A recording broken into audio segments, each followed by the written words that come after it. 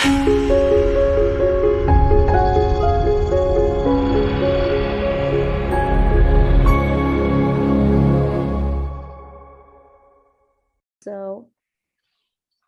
all right, Karen. Good morning and welcome to our first program in the year 2022. This is the Crestwood Historical Society, and I know you're not here to hear me talk, but just before we begin the program that we're all here to hear, I did want to introduce the board that was elected in the November annual meeting. Our Vice President, Conrad Youngren, could not be here with us today. And then we have Jackie Leone, who is our treasurer. Good morning. Good morning. And Louise Glover, who is our secretary. Hi, everyone. And the Board of Trustees is Chris Fryer. Hi, everybody. Welcome. Thanks for coming. Susan Gleason. Susan, are you there? I thought you were there. There. And Bill Carnes, who is coming to us from Massachusetts. Yes, good morning, everyone.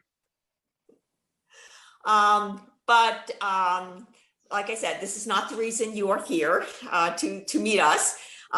You are here to hear about the joy of birding. And I want to introduce you to our speaker for today, who is Jack Rothman. Jack is a native of New York City and a former science teacher and administrator for the New York City Department of Education. He also is a guide for New York City Audubon, and in 2007, he founded City Island Birds, which is a local birding club. Since that time, his walks have become quite popular, and what I like about what he says about what he tries to do, he tries to focus on non-competitive, friendly, and inclusive approach to finding and enjoying birds in our local parks. And while he has gone to many other states and traveled to other countries, he realized that he enjoyed birding most on his home turf. And so he agreed to introduce us to the birds we may know and the birds that we may not know, and what they look like and what they sound like. So even though we may not be a birder, we may just be, like myself, a bird watcher. There is something here for all of us to enjoy, and I can't tell you how much I'm looking forward to this. So I'm going to turn this over to Jack so that he can introduce us to the joy of birds. Hi, everyone. Thanks for coming. I want to do three things. I want to introduce you to some birds. I want to introduce you to the culture of birding. And I want to show you something about birders. So I'm going to just get on to the first slide. In 1992, a friend of mine, his name was Steve, said, Jack, you want to go birding? And I said, I don't think so. He said, why not? I said, I don't know. I said, what do? You go into the woods, you look at birds. Is that fun? He said, yeah, it's a lot of fun. And I didn't want to go. Finally, he talked to me a few times and I said, okay, Saturday morning, we're going to go over to Cranberry Lake. Cranberry Lake is in White Plains. I think everybody from Westchester might know where it is. And in Cranberry Lake, there was a guy named Ken who was part of the Westchester Guides, I guess. He ran the place. And we met there. I think it was about 8:30 or 9 o'clock. And we started walking through the woods. There were maybe 5 other people. And he said, oh, look, there's an ovenbird. And that's the bird you see right there. And I put my binoculars on the bird and I couldn't believe what I was seeing. Now, here I was from the Bronx. What did I know from birds? I knew from pigeons, house sparrows, maybe a starling here and there. I knew nothing about birds, and I was amazed to see this gorgeous bird walking around on the bottom of the in the leaf litter under a tree. It's called an ovenbird because it makes a nest that looks like a Dutch oven. It's sort of a rounded kind of a structure with a little hole on the top, and I guess it resembles a Dutch oven. And The names of birds is really interesting. And we'll talk a little bit about the names of birds because bird names are really pretty crazy. A lot of the times they don't make any sense. The second bird we saw was this flicker. And a flicker is, many of you have probably seen a flicker, but being in the Bronx, I never saw a flicker. It's pretty amazing. Wow, this bird is incredible. I couldn't believe how gorgeous it was. And when you see it in your binoculars and it's bright and it's clear and it's crisp, it looks spectacular. So that's what got me to birding, and I was hooked. After those first two birds, I kept coming back every week and birded with Ken, and then eventually began birding on my own. And that's what brings us to the show and how I got started. This is called a prothonotary warbler, and we're going to be looking at a lot of warblers because it's the spring. It's the best time of the year to go birding. By May 15th in the New York area, there will be these kinds of birds all over the place. There's about 34 different species of these in New York State of warblers. And there's about 500 species just in New York of all other birds. And I'll take you through the seasons. Now, where can you go birding? There are birds everywhere. I mean, there are birds in the Arctic. There are birds in the desert. There are birds in the Bronx. There are birds in Yonkers. There are even birds in New Jersey. I want to talk first a little bit about birders and the impression that people have about birders and the stereotype of birders. I think most of us, some of us older people especially, remember the Beverly Hillbillies. Actually, I was just looking this up before. There were actually on the Beverly Hillbillies 274 episodes, and it won a Grammy. And this was in 1962. And here you see the impressions of birders. Well, who were birders? Birders were nerdy. The men were very meek. They were kind of like, why am I getting a text now? I'm sorry. They were very meek. They were kind of, as I said, nerdy. They wore glasses. And compared to Max Baer here, Jethro, who was, a man's man, the women were also kind of nerdy looking. They wore khaki pants and funny hats. That was the impression of birders, and I think most of us grew up with that. And what were they looking for? They weren't looking for an eagle. They weren't looking for a kestrel. They weren't looking for any kind of raptor. They were looking for a yellow-bellied sapsucker. I mean, a yellow-bellied sapsucker is the funny name for a bird, and it sort of not implies, but when you think of a yellow-bellied sapsucker, you think of something that's really, really frivolous, I guess. And it even went over to the next. Let me go to the next slide. Go to the next slide, and we can see how else it works. Let's see if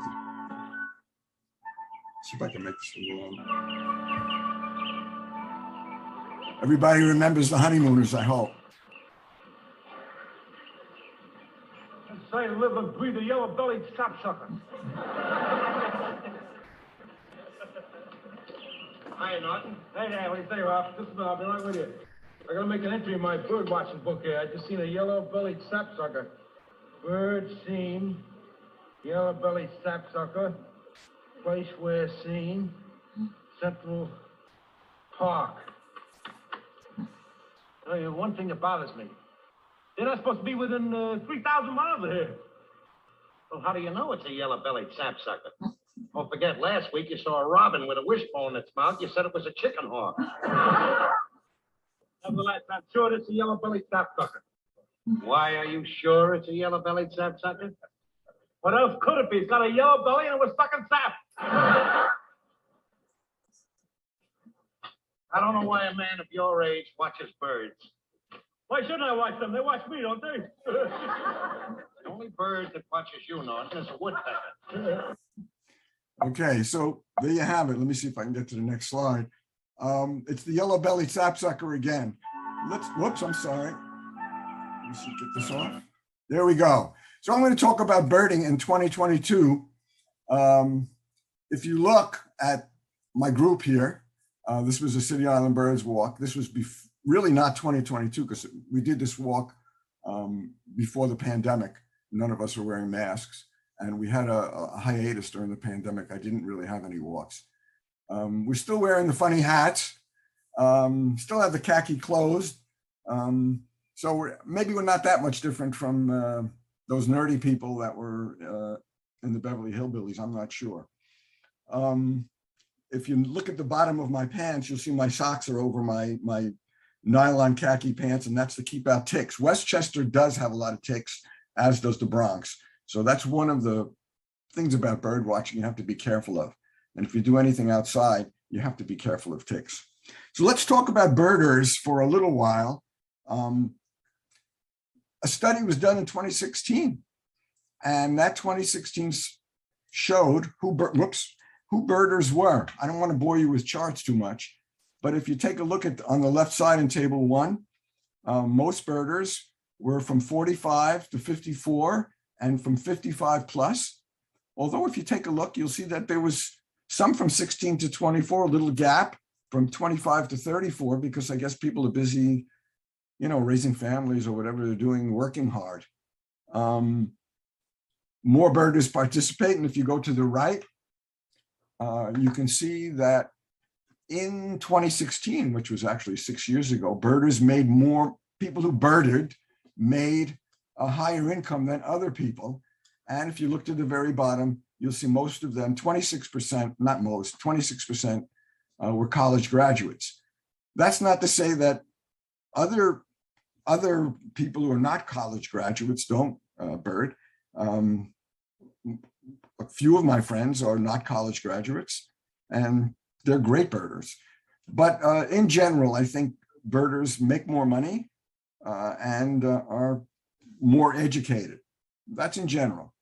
Let's go to the next slide. Whoops, I keep pushing the wrong key over here.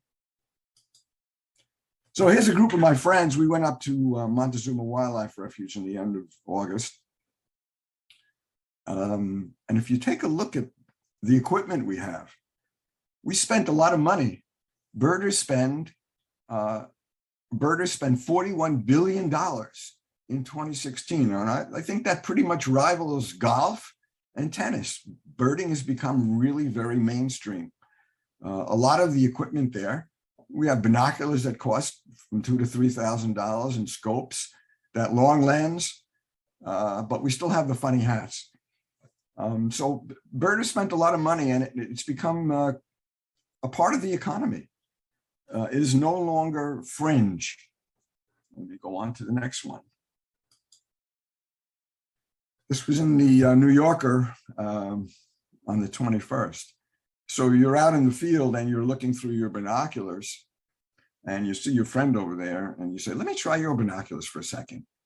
And you go, wow, these are incredible. You know, everything is brighter, everything is sharper. And the next thing you know, you're spending big money for a pair of binoculars. And then of course, there's that bird that's way out there and you can't see it. You need a scope. And then you want a picture. You want to take a picture of it. So you buy a camera. And that's what happens. It is a slippery slope from a casual bird watcher to this guy that's standing over there. There are also birding festivals. People spend tons of money on birding festivals. Here's one that's coming up in May. I just turned to one page in one of my birding magazines, and you can see that birding has gotten really popular. Let's switch gears now. So now that you have an idea of who birders are, they're just normal people. They aren't weirdos, although there are a few weirdos, probably not any more than in any other hobby. These are the most popular birds seen in at bird feeders in New York State. And I was really, frankly, very surprised to see that number 12, the house sparrow, was all the way down there, as well as the European starling. As we know, those are invasive birds that are not native to the United States, that were brought here. The house sparrow was brought here, I think, around 1850, somewhere around there, to eat caterpillars that were in Brooklyn on some linden trees. I don't know why they didn't trust our birds. And the starling was brought here for a guy who was a Shakespeare nut, and he wanted to have every bird that was in Shakespeare in New York. And the one that survived and proliferated is the European starling. And the starling, the bad thing about a starling is that it's a cavity nester, and it chases out a lot of our nesting birds, our cavity nesting birds, like the bluebird. That's why we don't have so many bluebirds around here. I think everybody recognizes the 4 birds on here.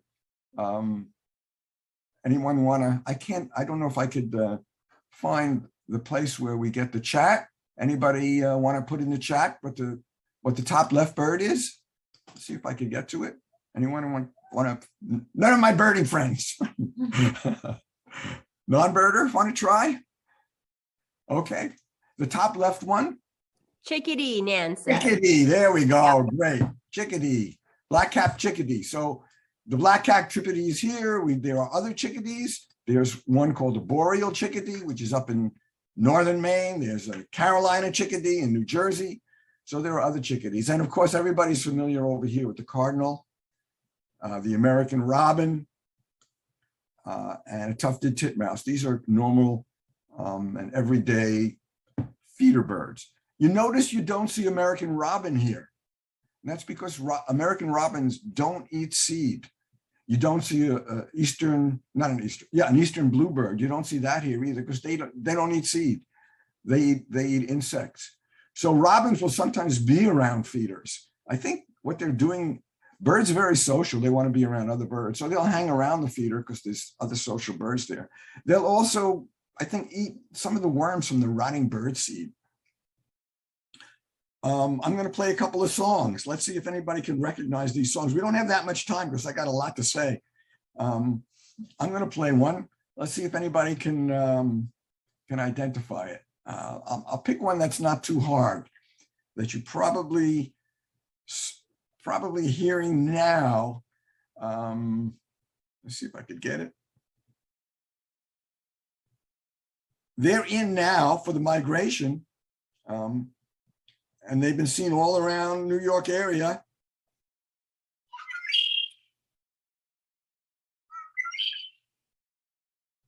Everybody's familiar with that one. You go down. Okay, that's a red-winged blackbird. Red-winged blackbird. I'll play another one. I'll play one more, and then we'll move on because we don't have that much time. So learning bird song is pretty difficult for some people. I know for me, there's a fellow I know, Tom Stevenson, when he travels and he goes to Costa Rica, maybe, he just learns them. He'll learn 50 bird songs. He just learns like 5 a day. I said, how do you do that? And he just has an ear for it.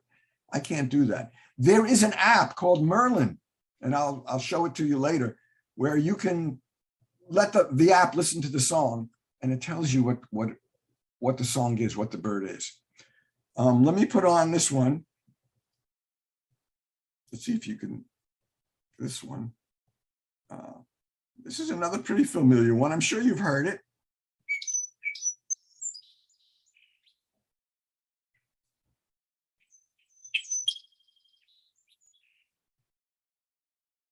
Let's try this.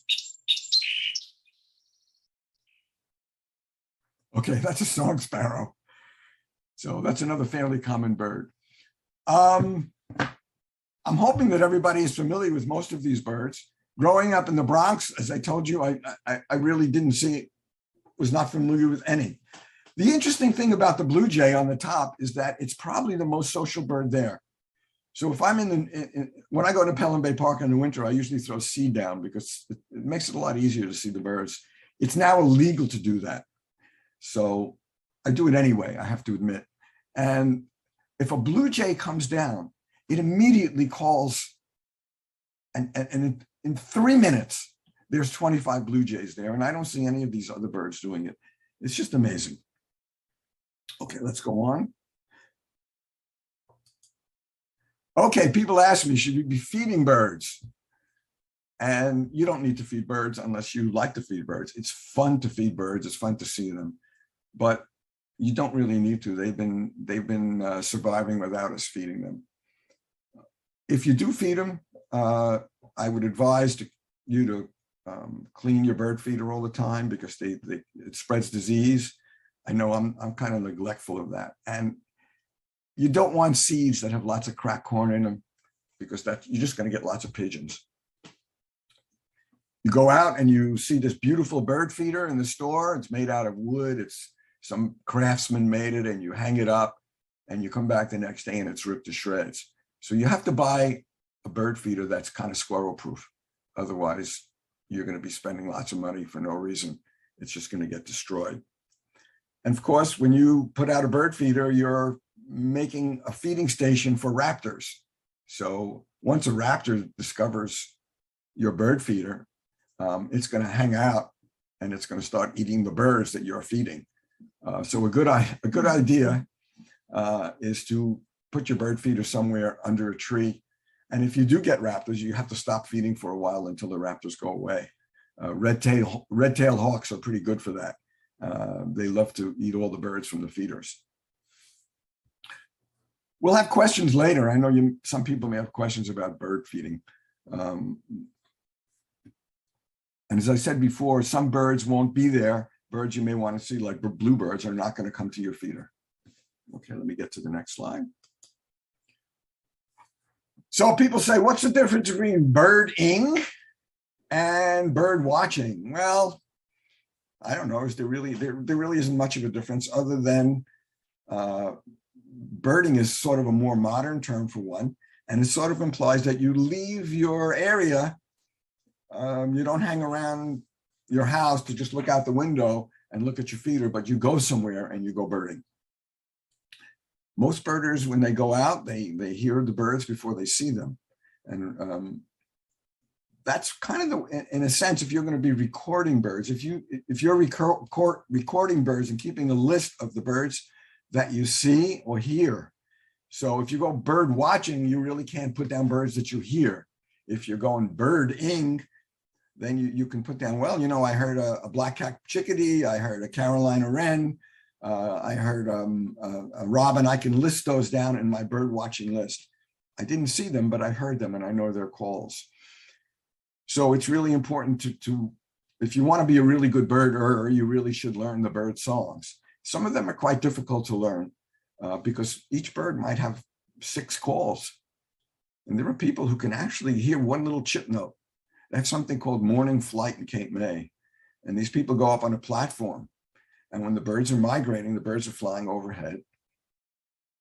And the birds make a little chip note as they fly overhead, and they can identify the birds from that little chip note. Some birds can only be identified like this impedinax flycatcher called a willow flycatcher.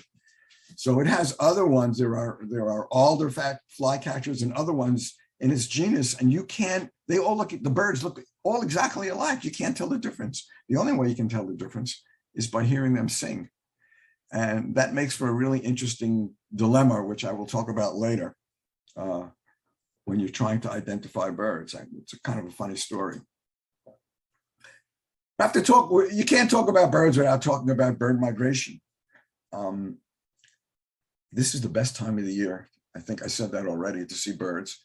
In fact, it's an incredible time of the year. It hasn't started yet. It has started yet, but it's kind of slow. It's going to pick up as the weather warms and the insects come down and the birds follow the insects down. People want to know, if you look up why birds migrate, you have lots of different answers. Basically, it's to find the best conditions for breeding, feeding, and raising their young. And so in the winter, the birds go south, and obviously in the summer, when it gets warm, they come up north, and they're coming up here now from places south of here, mostly South America, Central America.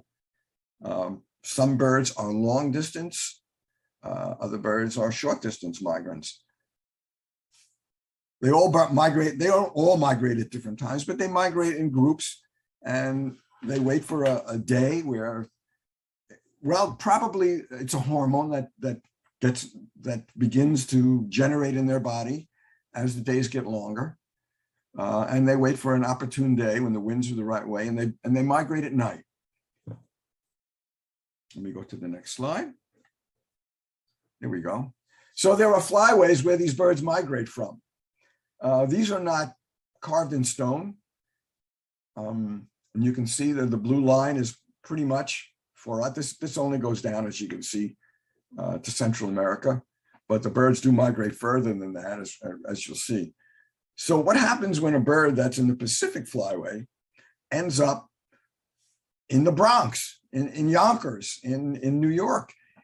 That's called a vagrant species, and that happens a few times in a year, and it's pretty amazing. It's great for birders. We love to see those kind of birds, but for birds, it's not so good. So we have a bird that could be over here somewhere, or in New Mexico or somewhere in California, and it ends up over here. It's not supposed to be there. And how did it get there? Well, maybe there was a storm and it got blown. Maybe it made a wrong turn. And that's like a lot of fun.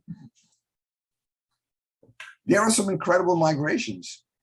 And you can see the distances that some of these birds migrate. 60,000 miles, 40,000 miles, 27,000 miles.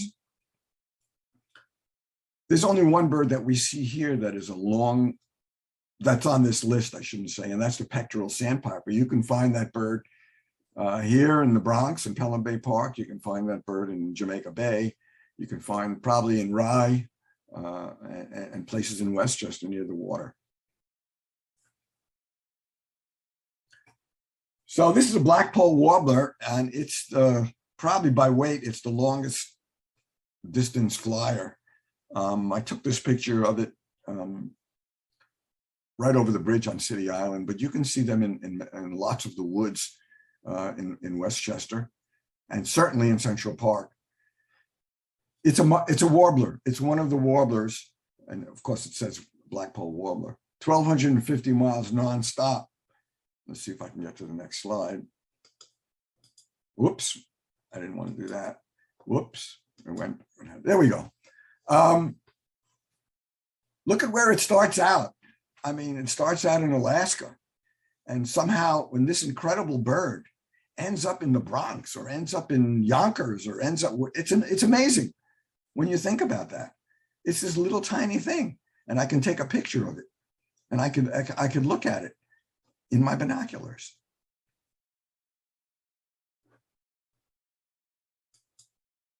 Some birds don't migrate, or some birds have mixed migration. So peregrine falcons, for instance, some of them will stay behind and some of them will migrate. This is a photograph I took of a peregrine taking a bath in a puddle at Orchard Beach.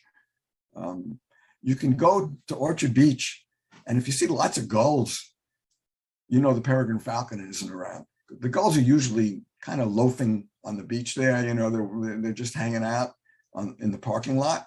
It's a huge parking lot, and there are puddles. If you don't see any gulls, you know that there's something is around, a merlin or a falcon. There weren't any gulls there that day, and I looked around and saw this peregrine bathing in the water.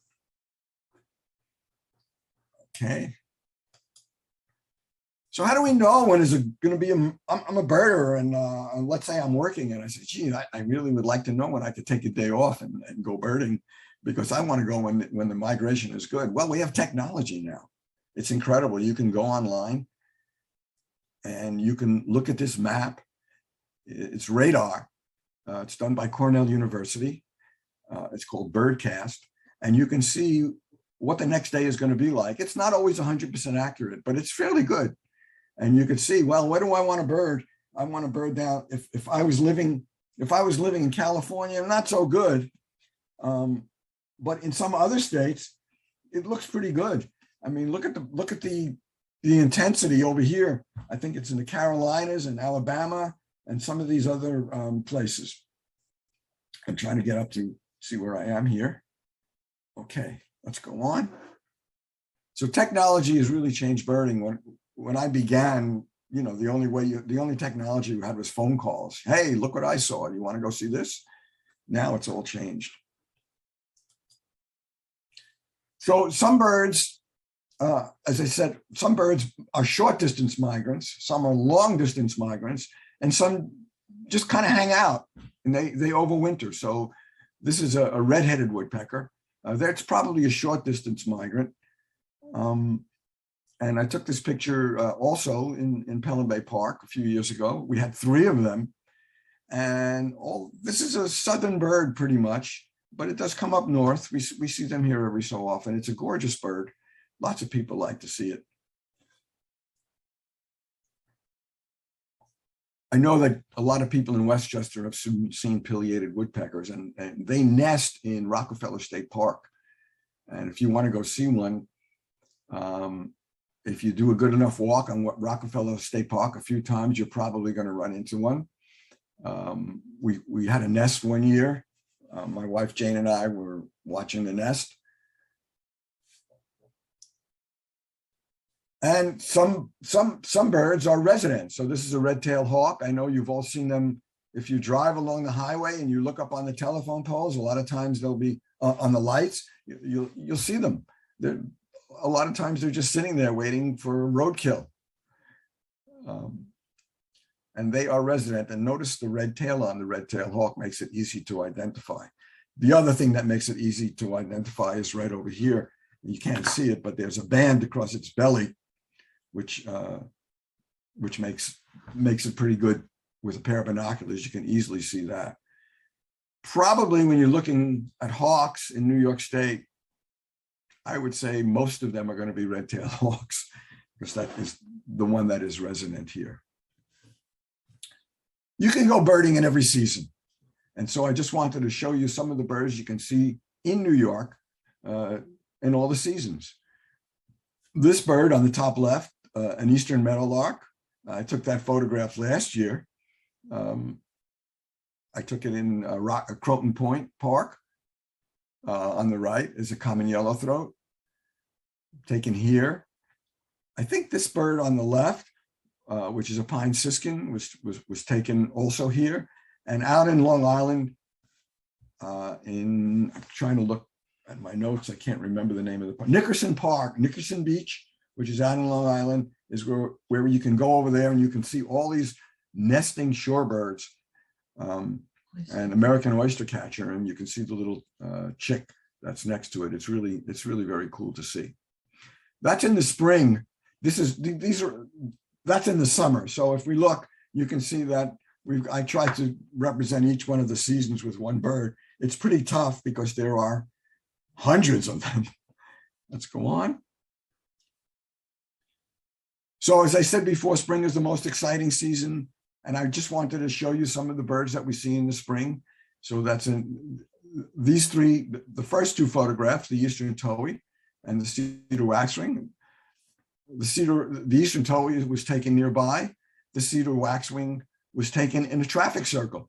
I was driving by and I saw them on a traffic circle. I pulled over and took this photograph. You can see they like to eat berries, it's mulberries. And on the right is a Cape May warbler that was in Central Park. And we talk about Central Park in a little while. Central Park is a really special place. It's probably one of the best places in the United States to see birds. I know it's hard to believe, and it was hard for me to believe. Everybody wants to see warblers. They're really beautiful and they're small, and most of them are yellow. This one was taken in Rockefeller State Park. You can go anywhere in any park in Westchester during migration, and you're going to see them. One day I was with my wife. She had an appointment.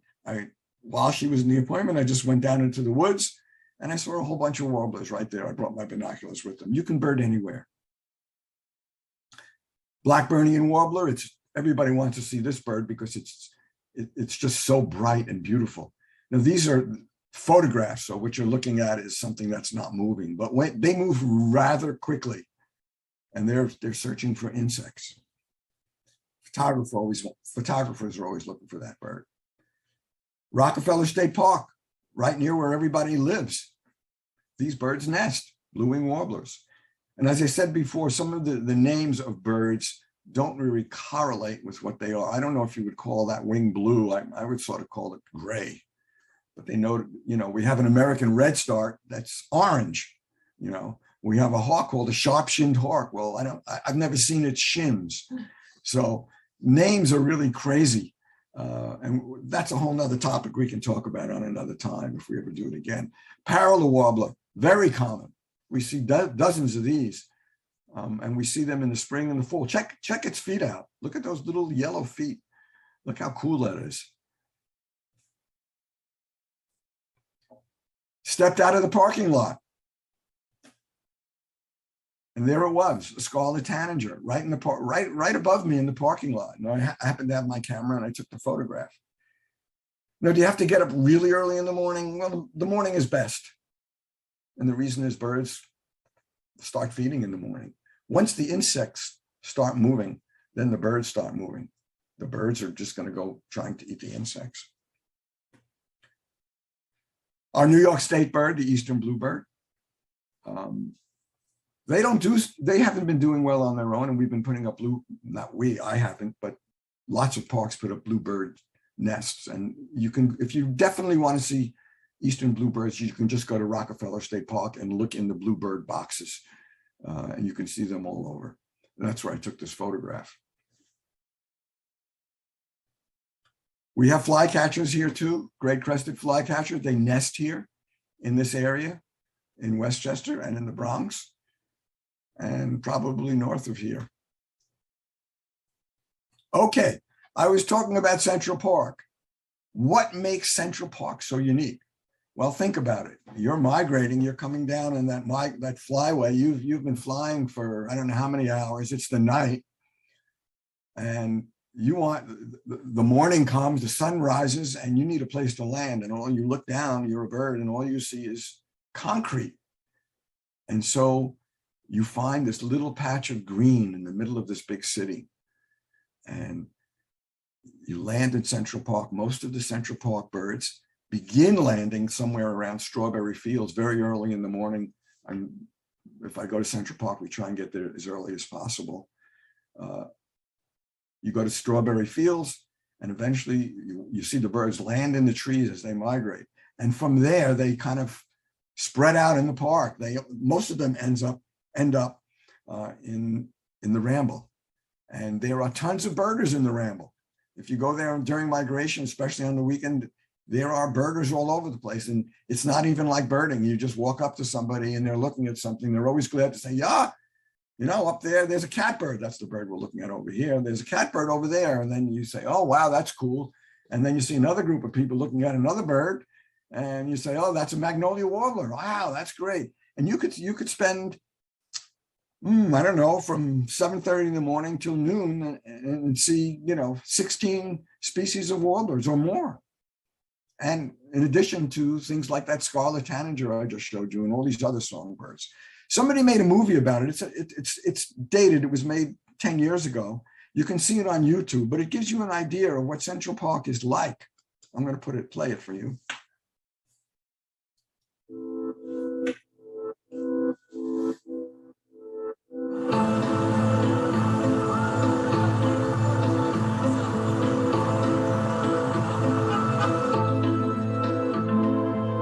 Oh my God.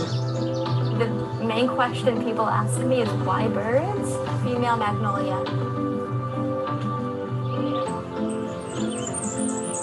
Ooh, blackburn you.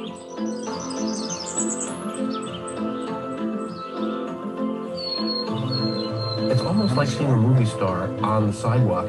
They really exist. There they are. Oh, there we go. Yeah. Okay, sir. That's the flicker I was showing you.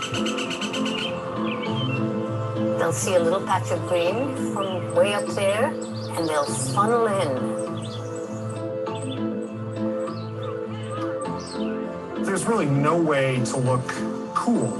You've got your binoculars up, you're looking at something that nobody else is looking at, and everybody else is looking at you and thinking, what a dweeb.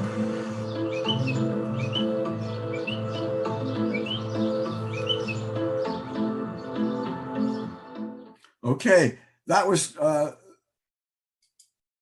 That, by the way, the guy that was speaking at the end was Jonathan Franzen, the author. And he was part of making this film. And the fellow, Chris Cooper, the African-American fellow, the black fellow that was there, was the fellow that was had the big controversy. You must have seen it a few months ago. It's more than a few months ago, where this lady had a dog off leash, and he asked her to put it on a leash, and she said she was going to call the police on him. I'm sure everybody's familiar with that. So let's go through. I see that I'm running out of time, and I'm just probably about halfway through. So let's just go through this quickly. There are birds in every season, and we went through the spring a little bit. I mean, there's no way I could show you all of the incredible stuff that's in the spring. And then comes the summer, and it gets hot, and you have nesting species. You start looking for birds that are nesting. In the left is a hummingbird that nested very close here, also in a traffic circle. If you look on the outside of that nest, that's lichen. And inside of the nest, the inside of the nest is made with the silk from spiders, from spider nests. That nest is about the size of a thimble, not much bigger than your thumb, and the eggs are teeny tiny. To the right of that is a Baltimore Oriole nest, which is a hanging nest, which looks very fragile. But you know what? If you come in the middle of the winter, you'll still see them hanging. Here's a cavity nester called a hairy woodpecker, and a bunch of barn swallows that I saw under when I was visiting the New York Botanical Gardens in the Bronx, and they were under by the Children's Garden one day. So after migrating, what do birds do? They breed and they nest. And that's when they're most active, and that's when they're singing, and that's when it's best to see them. So this is a yellow warbler. It's probably the most common warbler around here. Maybe it's the most common warbler in the whole United States. I'm not 100% sure. You can see it has a little bit of nesting material in there. I have no idea what that is. Okay, let's keep going. They're loving it. Whoops. I don't know what this is doing now. Let's go back. It went all the way. It skipped. Okay, I'm going to leave this. It says this whole subtitle thing. Oh, I don't want that. I clicked it. My mistake. There we go. I apologize for this. Okay, and then in the fall, the birds all change. They lose their breeding colors. So this was a bright yellow bird. It was a goldfinch, which turns really bright yellow. And then in the fall, it loses its color. We get a lot of first year birds, or birds that they've hatched out and they haven't gotten their feathers, and haven't gotten their adult feathers. It's very difficult to identify them because they look totally different in the fall, especially the warblers, and it's kind of a challenge, and it's fun, and they're not singing, so you can't listen for them anymore. And it's also the most exciting time because remember I showed you that bird, that flyway that was all the way on the west? And I said, what if a bird comes all the way east? We call those vagrant species. And that's what happens. We get vagrant species coming over, and I'm going to show you something in a couple of minutes. This is a black-throated green warbler. You don't see a black throat on this bird because he's probably a hatchier bird. He just hatched out in the summer, and he hasn't gotten his black throat yet. So it makes it more difficult. You have to use other means to identify the bird. Maybe the face pattern, sometimes the tail. It becomes a real challenge. Okay, I'm going to move to the next slide if I can. Why is this not moving? Oh, no, I'm not ready for that. Okay, sorry. Okay, vagrant species. This was the most fun. This is called a corn crake. This was crazy. It's a rarity in Europe. It winters in Congo and Tanzania and ended up in Long Island by Jones Beach. And I went out to see it. I keep thinking about this guy. I mean, he was driving along and he saw this bird on the side of the road and he decided to stop and figure out what it was. I mean, I don't know if I would have done that. And he was a birder, and he was just very curious. What bird could this be? And it turned out that it was this crazy bird that had no business being here. It got blown off course somehow. If it's seen in Europe, it's a big deal. And to have it seen here was amazing. So when you go and you chase a bird, it's called twitching. So for instance, if I go and chase a bird, I said, oh, I went and twitched that bird. And you twitch a bird usually because you want to put it on your life list. That is the list of all the birds that you've seen. And it becomes very competitive for some people. Some people have lists. They have lists, state lists and county lists. They have lists in their borough. They have city lists. And so they chase the bird, or they twitch birds all the time. It's not me. This bird was in the median strip and we didn't know what to do. People were saying, well, you got to leave it alone. And other people said, let's catch it. And maybe we can somehow save it because it's going to get killed. And sure enough, it did get killed. It got run over the next day. It was kind of sad. This is an old picture. It's what people do when they twitch a bird. Crowds come out. So let's say a blue jay came over to the UK.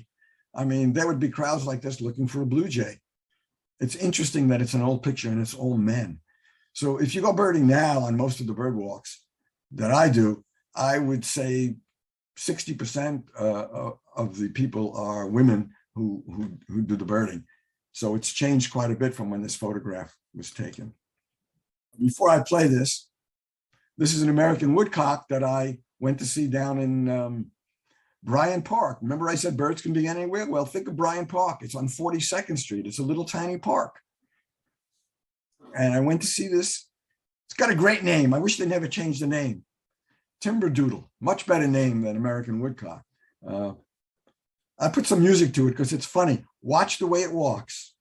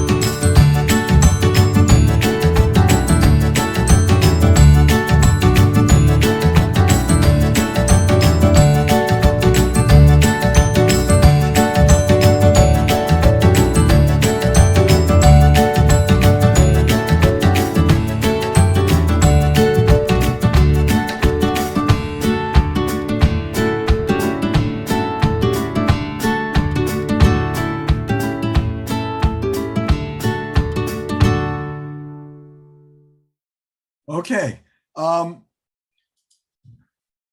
It's a fascinating bird. At least I think it's fascinating, watching it walk and doing that little dance that it does. And if you try and figure out why, well, I try to figure out, I did some research. For the first thing I read was that it does that because it's trying to disturb the soil for insects, but that didn't make any sense. Somebody else, I always thought it was a mating thing. And somebody did a project, and it turned out that if nobody is watching the bird, it doesn't do that. It only does it when people are watching. And what this fellow says is that it does it because it wants its predators to know that it knows it's being watched. It also is a way that the bird can explode out if it needs to fly, because it's already moving up and down, and it only has to move down and explode out to avoid a predator. And if you've ever startled this bird, and I have, it sort of explodes out. But it's a very amusing bird. I mean, I think it's great. Many years ago in Central Park, I was with my friends. We were at the end of our birding day. It was probably around 12 o'clock. We had been birding all morning, and we were ready for lunch. We had been seeing this bird on the left called the ruby-crowned kinglet. We probably saw 20 of them that day, and they're really kind of cute birds. We were ready for lunch, and one of the guys, who was a fairly new birder at the time, he's no longer a new birder, said, "Hey, what is this one? This one looks a little bit different."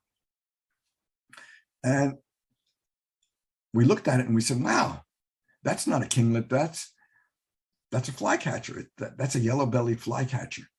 And if you take a look at it, you can see that. Look at the way this bird is. Even if you couldn't identify it from its wing patterns and everything else, you can see the way it's sitting. That this one's the flycatcher on the right is up. Well, I wasn't 100% sure it was, let me see if I could reduce this a second. I wasn't 100% sure that it was a yellow-bellied flycatcher.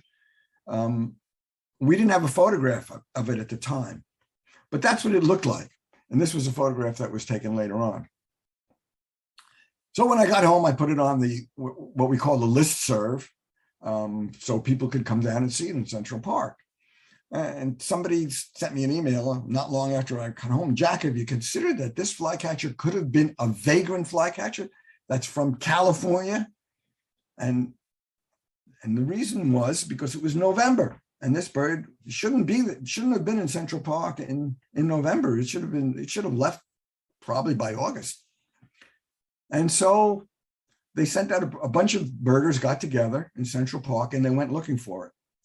I mean, what motivates them is that they want to put it on their life list. And they didn't find it. The next day, another group went out and they did find it and they photographed it. And they decided, there was lots of discussion on the listserv about different characteristics of the bird, that it was a Western species. But they didn't know which species it was. Was it a Pacific slope flycatcher? Or was it a Cordilleran flycatcher? Well, to me, it didn't matter. I didn't really care. It wasn't singing.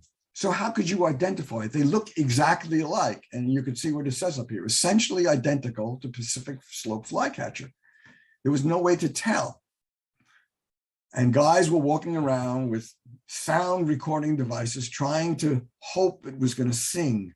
But it wasn't going to sing in November because it wasn't breeding. And somebody got the idea to wait around until it pooped. And they waited till it pooped on a leaf. They collected the leaf. They sent it to Cornell University. And they figured out that it was a Pacific slope flycatcher from its DNA. And that is the extent that some people will go to identifying a bird. Okay, we're finished with the fall. We go into winter.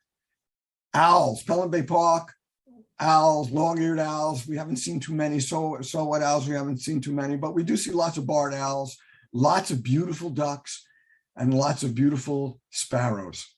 And I know everybody is very used to seeing house sparrows, but there are very many beautiful sparrows, also called LBJs, little brown jobs, because they're so hard to identify.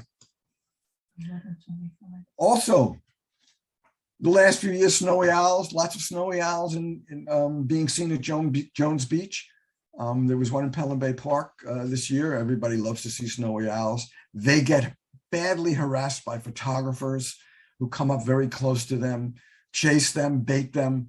Lots of discussion about that. And so we don't report owls in general when we see them on any of the listservs. So people have what's called, and I'm hurrying up now because I see that I only have about 6 minutes to go and probably another hour of talking. Life lists, people have life lists that it's kept on something called eBird. eBird is an incredible source. It's a cloud service. It's from Cornell University. It doesn't cost anything. You can list all of your birds that you've seen, where you've seen, when you've seen them, and it keeps a record for you. For the birding community, all kinds of statistics are taken. So if, let's say I wanted to go see a bald eagle in the Bronx, I could look on this list and see when was the last time one was seen, or where was the last one seen, or when was it seen, in where, or any bird for that matter. So it's a huge resource and it's free.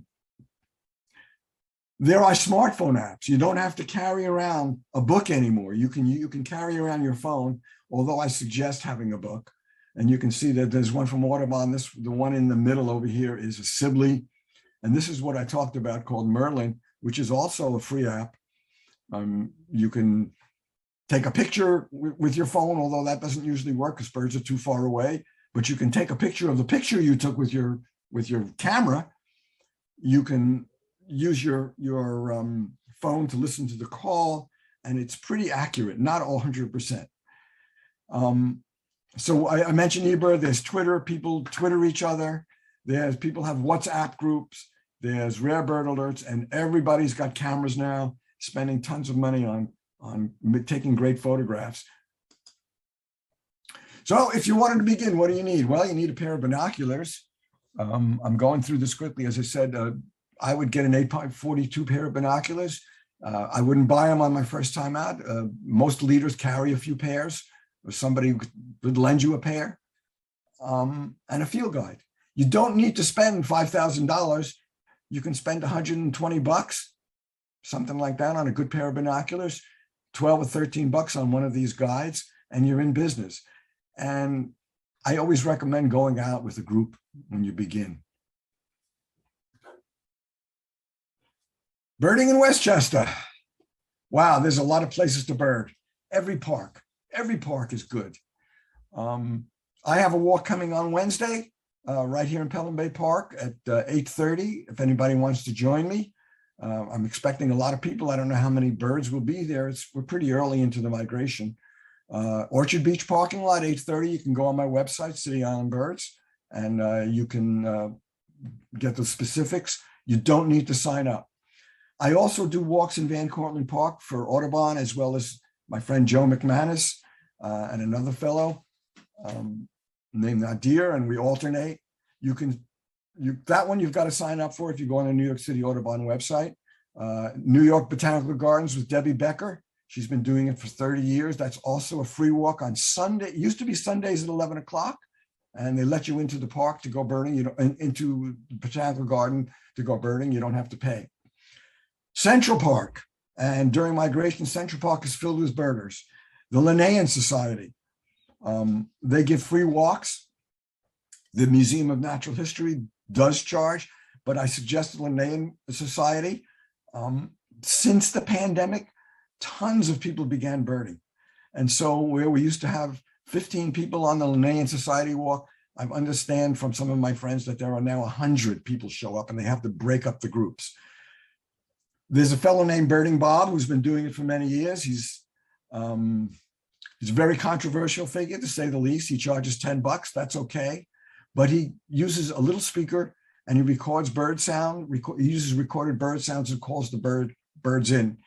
A lot of people find it objectionable. A lot of birders hate it because they come running in and hear his bird calls, and then it's him making the bird call and not the bird. If it doesn't bother you and you go with him, you will see a ton of birds. I can only say that, but there's a whole question of whether it's ethical or not ethical, and I'm not going to go into that. Sawmill River Audubon is here. Yonkers Audubon, which is now Hudson River Audubon, I'm a member of that. They do walks. You can go on their websites. Bronx River Sound Shore does walks. Greenwich Audubon does walks. And if you want a bird in the city, Prospect Park is great with the Brooklyn Birding Club, and you have the Queens Birding Club. But if you go out with binoculars by yourself, you probably will see some birds, but you'll see a lot more if you go out with a good leader. And I think I'm just about done. I have a little video, but it's 5 minutes. I don't know, do I have 5 minutes? I don't really have 5 minutes. So I'll see at the end. We'll skip this talk. I can go back to it in case people want to see it. It's where I take a group out birding and what it's like. But I guess we ran out of time. So my first walk in 2007 was with City Island Birds. Those are the people and the person who took the photograph. And now it's really grown. I guess birding has grown. And we have these huge walks. Whoops, let me go back. We have these huge groups. This is a group, and we're trying to get more younger birders. We're trying to get more diversity in our birding. And I think we're succeeding little by little. Everybody's always been welcome. There's never any fee. And I'm always happy to see more people. Sometimes what we have to do is break up into groups. I have a couple of friends, or more than a couple, who are really excellent birders. And we just kind of break up into groups, and we call each other on the phone to see what everybody's seeing so we don't miss any birds. And I'm going to thank everybody for watching my slideshow. These are just some photographs of some of the times we went birding. This was a winter birding on the left on the bottom. That looks like spring. And some of my friends. And the lower left, I think we were watching a great horned owl. And I'm on the top left, we were looking at birds in the puddle. We had all these shorebirds in the puddle. So I don't know. I'm going to stop sharing and maybe people have questions. Is there a best way to see warblers in the sense that like some birds are on the ground, some are in the trees, but maybe up high or in low? Right. I was looking last year for warblers and I had the hardest time finding anything. Right. So some warblers, like the different warblers, take different positions in the canopy. So for instance, if you took a worm-eating warblers, or that little ovenbird, they stay down low. They're usually crawling, they're usually on the ground. Whereas other birds will stay in the middle and other birds will be way up high. So a good place to be is not in a park that has really, really, really high trees, because then you're going to get what's called warbler neck. And that's taking your binoculars and going like that, and your neck hurts like anything. And so Prospect Park has great warblers. But if you go in a lot of places in the park, the trees are really high. And so what you're really seeing is a little yellow speck. You see the warbler from underneath, and it's really hard to identify them. Of course, there are books, warbler books, which show what the birds look like from underneath, but you want to see them at eye level. So I think Central Park is pretty good to see birds. The trees are not that high. And you can get pretty much the whole, the birds that are up high, the birds in the middle, and the birds that are down low.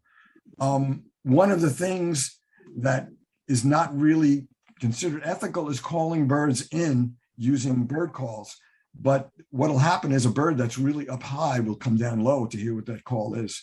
And you'll get a better look at it. Excuse me, Jack. Z said Thank we you. can ask if you have time to show the video.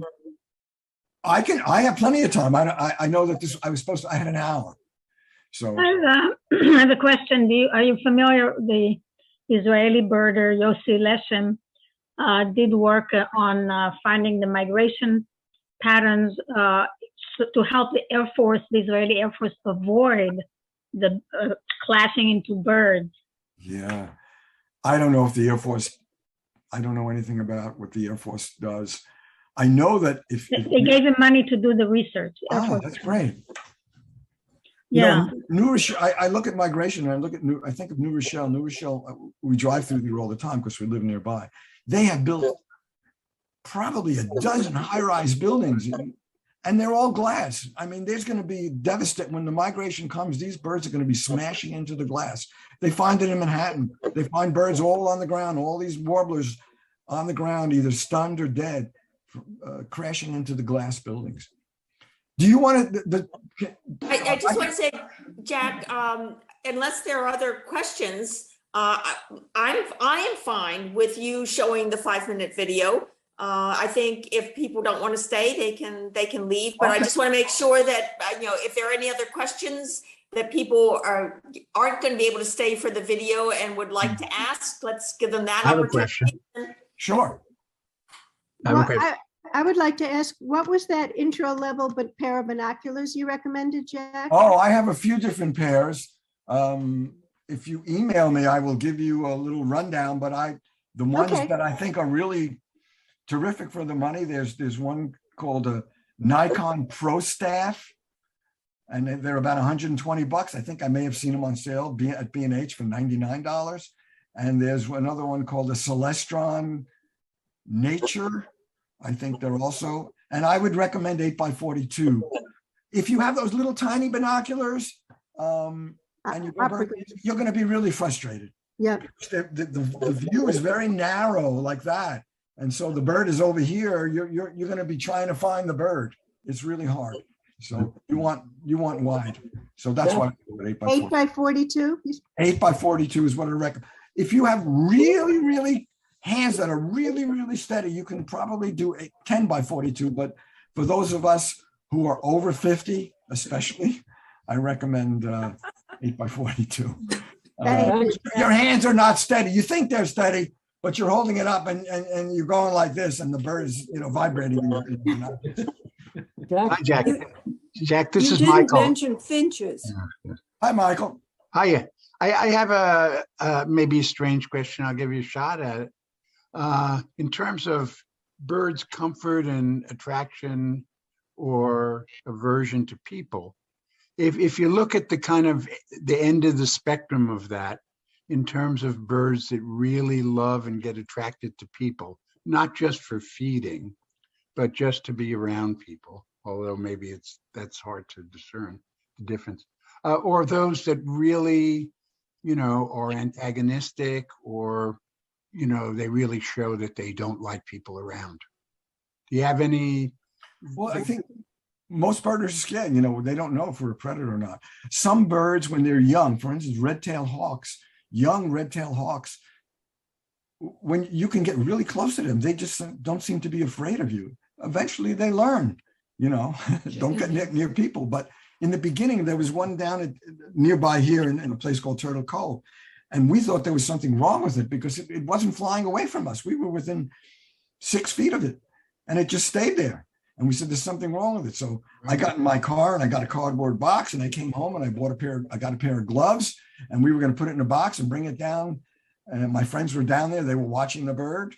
And I came down and they spent maybe a half hour driving back and coming back. And then when we got there, the bird just flew up into a tree. It was fine. It's just not scared. It wasn't scared. It's just not scared of people. Other birds, when we go to, for instance, we go to Sanibel Island a lot. And Where's that? Sanibel Islands in Florida. And the shorebirds there are not afraid of people. You can come within 6 or 8 feet of the shorebirds. They just walk alongside you. It's amazing. So I think it has to do with, their perception of what the people want to do and how habituated they get. And I will. Great. Thank you.